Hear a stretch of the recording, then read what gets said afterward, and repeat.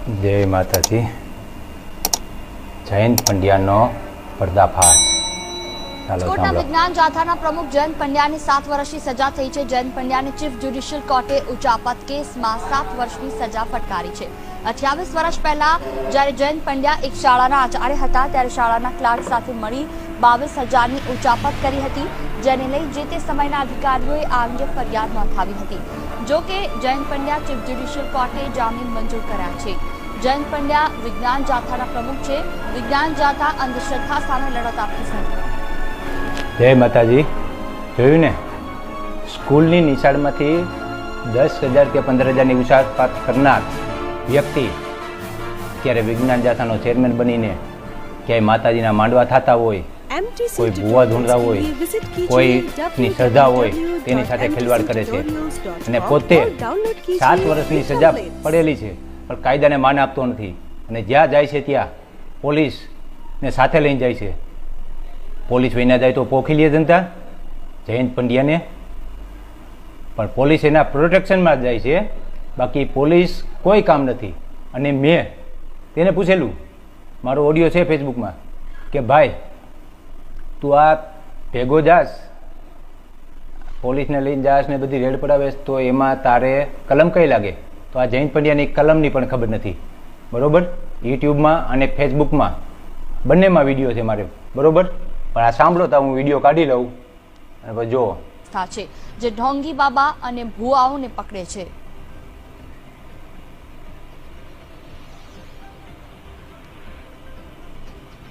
તો ઉચાપત કેસમાં જયંત પંડ્યાને સજા ફટકારવામાં આવી.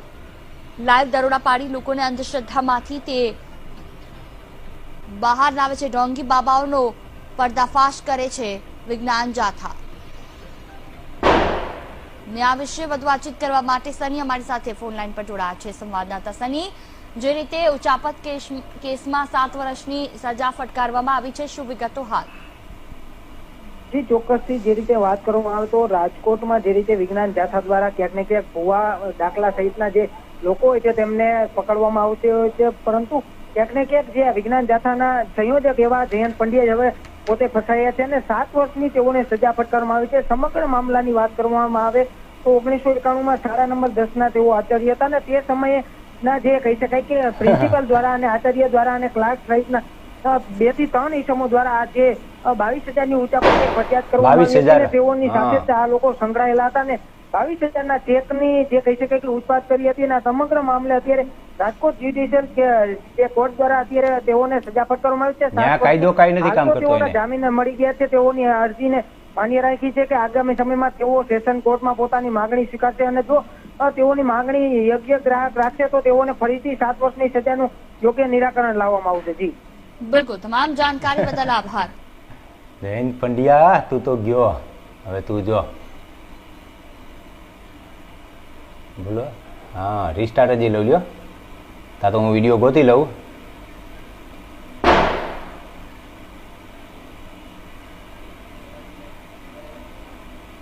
રાજકોટના વિજ્ઞાન જાથાના પ્રમુખ જયંત પંડ્યાની 7 વર્ષની સજા થઈ છે. જયંત પંડ્યાને ચીફ જ્યુડિશિયલ કોર્ટે ઉચાપત કેસમાં 7 વર્ષની સજા ફટકારી છે.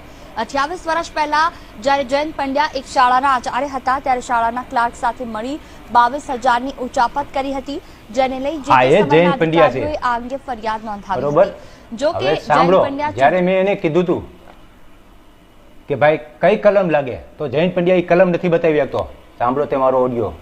આજથી 3-4 વર્ષ પહેલા મેં વાત કરી હતી. ચૂંટણી આવે છે, ચૂંટણીમાં મોદીને કેવું છે કે આ જયંત પંડ્યાને જેલ ભેગો કરો. એટલે નિશાળના પૈસા ખાઈને તમે 7 વર્ષની સજા ભોગવો છો, ત્યાં કેમ સડકબારી કરો? હા, હે જયંત પંડ્યા, હવે તારો વારો. 7 વર્ષની સજા થઈ, કેમ જેલમાં જતા નથી? ત્યાં કાયદો ક્યાં ગયો તમારો? ત્યાં કાયદો નો હાલે. બલી પ્રથા ગેરકાયદેસર છે, હિન્દુમાં કઈ કલમથી છે? આપણે બંધારણની જોગવાઈ છે અને આઈપીસી કલમો હેઠળ કઈ કલમ ક્રિમિનલ લો માં આવે કે સિવિલ લો માં આવે?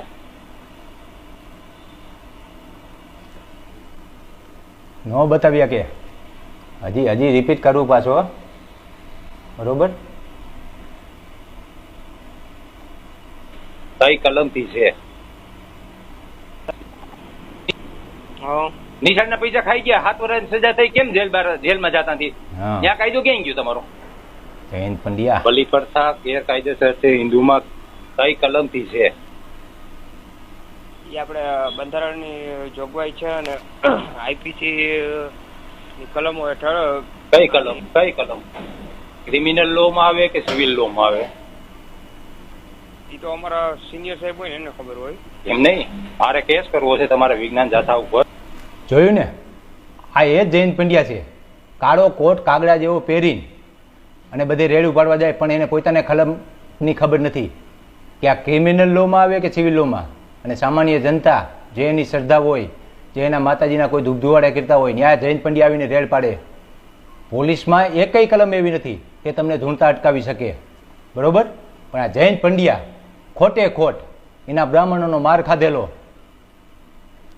બરોબર? એના બ્રાહ્મણમાં ક્યાં હાલતું નથી. હમણાં સત્યનારાયણ ભગવાનની કથા જે 1 વર્ષ પહેલાં પકડાવી હતી, બરોબર, જીબી ઓફિસમાં, ન્યાય માર ખાવાનો હતો. બ્રાહ્મણો બધા એના ઘર પાસે આંદોલન કર્યું હતું, ત્યારે ઘર મેકીને ભાગી ગયો હતો. આ એ જયંત પંડ્યા છે જેને એક કલમની ખબર નથી. પણ આપણા માતાજીના માંડવામાં ક્યાંય ધૂણતા હોય, કોઈ આશીર્વાદ દેતા હોય, ત્યાં આવીને રેડ પાડવી કામ. આગળ સાંભળો જયંત પંડ્યા શું કહે છે. તમે દેવી પૂજકને બદનામ કરો છો, અને કાયદેસર ભારતીય બંધારણ પ્રમાણે દરેક વ્યક્તિ પોતાનો ધર્મ પાળવા માટે આઝાદ છે. એટલે મારે કેની જોયું ને, આપણે દરેક વ્યક્તિ આપણે પોતપોતાના ધર્મ પાળવા માટે આઝાદ હોય છે. પણ આ જયંત પંડ્યા એ આપણા ધર્મમાં વિક્ષેપ નાખે છે. ભારતના કાયદાની વિરુદ્ધ જઈને અને બધે વિક્ષેપ નાખે છે. દરેક વ્યક્તિને પોતપોતાનો ધર્મ પાળવાની આઝાદી છે આપણા ભારતમાં. આગળ સાંભળો. લડવું મોદી લડવું કે તમારી મારે કેની લડવું, મોદી લડવું કે તમારી લડવું? તમે એમ કહો કે કલમ છે તો કહેવાનું, પેલા મારી વાત સાંભળો. હા, તમારું કહેવાનું એ છે કે આ કોઈ પણ ધર્મમાં કે આવું બલિ પ્રથા આપણા માટે સારું કરવા માટે આપણે ગમે એને મારી કેનું સારું તમે કરો છો? તમે યુટ્યુબ બરોબર. હાલ બલિ પ્રથાનો પ્રશ્ન કોઈ નથી. 4 વર્ષ પહેલા મારો ઓડિયો છે. તું પશુ હિંસા ઉપર માનેસ ને? કતલખાના બંધ કરાવ. કેટલા કતલ થાય છે? તારામાં છે તેવડ? તારા ઘરની સામે છે તે તેવડ? રાજકોટમાં જવાની કે બજારમાં એક કતલખાનું બંધ કરાવ. ત્યાં કેમ તારી બોલતી બંધ થઈ જાય છે? હે, એ બીજા ધર્મવાળા છે. એટલે તું હિન્દુ ધર્મનો વિરોધી છો, સનાતન ધર્મનો વિરોધી છો જયંત પંડ્યા. તારે જો પશુ હિંસા બંધ કરાવવી હોય તો એક કચ્ચાઈ વાળે ક્યાંય કપાવવું ન જોઈએ. પછી આ ગાયું બધી કપાય છે એનો કપાવવી જોઈએ, મુર્ગા કપાય છે એનો કપાવવો જોઈએ, બકરા કપાય છે એનો કપાવવો જોઈએ. હાલ કઈ આંદોલન હું તારી ભેગો આવું. અરે પશુ હિંસા બંધ કરાવી છે ને, હાલ હું પોતે ભેગો આવું રામજી કાંગરવાળા. પણ કોઈની શ્રદ્ધા એ ખેલવાડ કરીમાં આગળ સાંભળો. બધી વિડીયોમાંથી કમાણી કરો છો, તમે સારું નથી કરતા. તમે હિન્દુને શું કામ બદનામ કરો છો? બંધારણ પ્રમાણે તમે કેને કેસ કર્યો, કેની પર સજા કરી, આલો બતાવો. કઈ કલમ MTC tutorials के लिए विजिट कीजिए www.mtctutorials.com और डाउनलोड कीजिए फ्री એકને टेम्पलेट्स. 15 દિવસની સજા થઈ ગઈ એવો દાખલો બતાવે. પોલીસ પ્રશાસન ભેગું લઈ જવાનું, માફીનામા મંગાવવાના. આ એક માનસિક વૃત્તિ છે. બાકી FIR અત્યાર લગી એકય નથી. એક દાખલો બતાવે કે 15 દિવસની સજા થઈ હોય, કોર્ટમાં લઈ ગયો હોય, ન્યાયને માફી માંગી લેવાનું. તું જજ છો તો ન્યાયને માફી મંગાવેશ? કોઈ પણ અપરાધ કરે તો કોર્ટમાં લઈ જવાના હોય પોલીસ અધિકારીને. તું કેમ ન્યાયને માફી મંગાવેશ? જજ બની ગયો છો તું? આગળ સાંભળો. FIR કરાવી કોઈ પાસે FIR ની કોપી મોકલો મને WhatsApp માં. લો છે ને. અને કેની પર કેસ કર્યો, કેને સજા કરાવી તમે? પડી જ છે. તમે જે આજે જ્યાં તમને એમ લાગે કે અહીંયા છાપામાં મેં આપ્યું હોય, બરોબર, આ પોલીસને તમે લઈ જાઓ છો તમારી સુરક્ષા માટે. પોલીસને લઈ જાઓ તમારી સુરક્ષા માટે. નહીં, ઈ પોલીસ સ્ટેશને તમે માંગજો એટલે તમને FIR ની નકલ કોઈ પણ નાગરિક ને આપે. એમ નહીં, એટલે હિન્દુમાં બલિ પ્રથા. મેં જ્યાં રેડ પડી ત્યાં બધા પોલીસ સ્ટેશનમાં તપાસ કરી, એકય FIR નથી. જયંત પંડ્યાના નામની એકય FIR નથી. આ FIR નથી કરતો, ખાલી પોલીસ પ્રોટેક્શન માંગે છે. FIR હોય તો મેં કે એની ચેનલમાં, બરોબર, ગમે તે 33 વર્ષની એકાદી FIR મેં કે કોઈ નામજોગ FIR થઈ હોય, કોર્ટમાં કેસ ચાલ્યો હોય એ FIR મેં કે.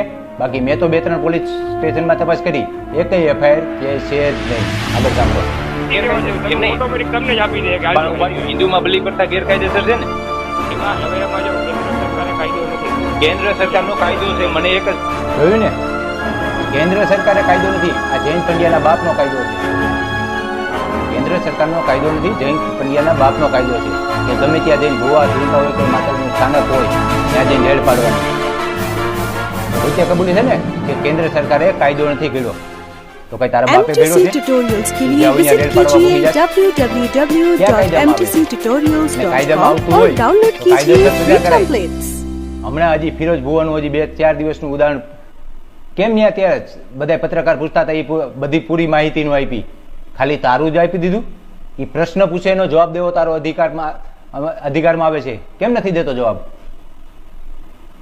હવે ફિરોજ ભુવાનું આંદોલન ક્યાં પહોંચશે તું જોઈજે. હાલો આગળ સાંભળો. ખબર છે કે ભારતીય બંધારણમાં કલમ બધાય નાગરિક બધાયનો પોતપોતાનો ધર્મ પાળવા માટે આઝાદ છે, એમાં કોઈ હસ્તક્ષેપ ન કરી શકે. એટલે મારે મોદી યારે લડવું કે તમારે લડવું એ તમે નક્કી કરો. તમે એમ કહો કલમ છે તો મોદી લડી લઉં, બાકી તમારા છે ને બધા તમારે તમારે જો વાત સાંભળો, તમારે સરકાર આયરે જ તમારા માટે તમારે જોયું ને, કેન્દ્ર સરકારમાં કાયદો નથી તોય કે તમારે સરકાર સામે લડવાનું છે. એટલે તું કેસ કે કેન્દ્ર સરકારમાં એકેય કાયદો એવો નથી, તો અમારે ક્યાંથી કેન્દ્ર સરકારે લડવું? તારો મનમાં ભાઈ એવો કાયદો અને અમારે કેન્દ્ર સરકારે લડવાનું, બરોબર? અને આ જે તને સજા થઈ છે એનું તારે શું કરવાનું છે? આ તને 7 વર્ષની સજા થઈ છે એનું, બરોબર? એનું બતાય મને. જ્યુડિશિયલ કોર્ટે ઉચાપત કેસમાં 7 વર્ષની સજા ફટકારી છે. 28 વર્ષ પહેલા જ્યારે જયંત પંડ્યા એક શાળાના આચાર્ય હતા ત્યારે શાળાના ક્લાર્ક સાથે મળી 22,000ની ઉચાપત કરી હતી, જેને લઈ જે તે સમયના અધિકારીઓએ આ અંગે ફરિયાદ નોંધાવી હતી. જો કે જયંત પંડ્યા ચીફ જ્યુડિશિયલ કોર્ટે જામીન મંજૂર કર્યા છે. જયંત પંડ્યા વિજ્ઞાન જાથાના પ્રમુખ છે. વિજ્ઞાન જાથા અંધશ્રદ્ધા કાયદો બધાય માટે સમાન હોય, તું કાયદાને લઈને રેડ પાડવા જાસ? આજ માન રાખ્યું તારું, તને 7 વર્ષની સજા થઈ છે, કેમ કાયદાને માન નથી રાખતો? 7 વર્ષ લગી જેલમાં જા, કેમ જાતો નથી? અને એલા કાયનો મેં કીધું એક નાના છોકરાના તું પૈસા ખાઈ ગયો 22,000 રૂપિયા, તને શરમ ન ચડી? અને અત્યારે કાગડા જેવો કાળો કોટ પહેરી અને તું બધી રખડેશ, જરાક શરમ કર.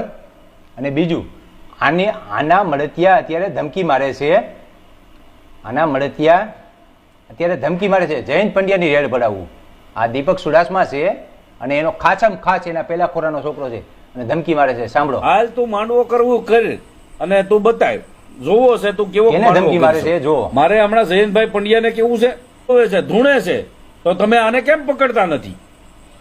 હમણાં મારે વિજ્ઞાન જાતાના જો આ મુના ભુવા છે એને ધમકી મારે છે આ દીપક સુડાસમા, જયંત પંડ્યાની. આ જયંત પંડ્યાની નાજાયજ ઓલાદ છે આ દીપક સુડાસમા, એને ધમકી મારે. સાંભળો, જયંતભાઈને મારે કેવું છે, મારે વિડિયા બધા બતાવવા છે. આ ભૂવો છે, આ ધૂણે છે. તમે જે કાલના નામે ઢોંગ અને ધતિંગ કરે છે, માતાજીનો ભૂવો બનીને ફરે છે, માતાજીનું અત્યારે ધૂણી અને અંધશ્રદ્ધા ફેલાવે છે. વિજ્ઞાન જાથાના ચેરમેન શ્રી ભાઈ આપણે જયંતભાઈ પંડ્યા, તમને કહું છું સંબોધીન, તમને બહુ પ્રેમથી કહું છું, એટલે આની જલ્દથી જલ્દ તમારે કાયદેવાહી કરવી પડશે. જયંતભાઈ પંડ્યા આપણે કાયદેસર એને બોર્ડ હાથમાં રાખી અને માફીના વિડીયો બનાવવા પડે, કાયદેસર એને ધૂણતો બંધ કરાવવો પડે. જોયું ને, આ લોકોની માનસિકતા એ જ છે કે માફી મંગાવવાની.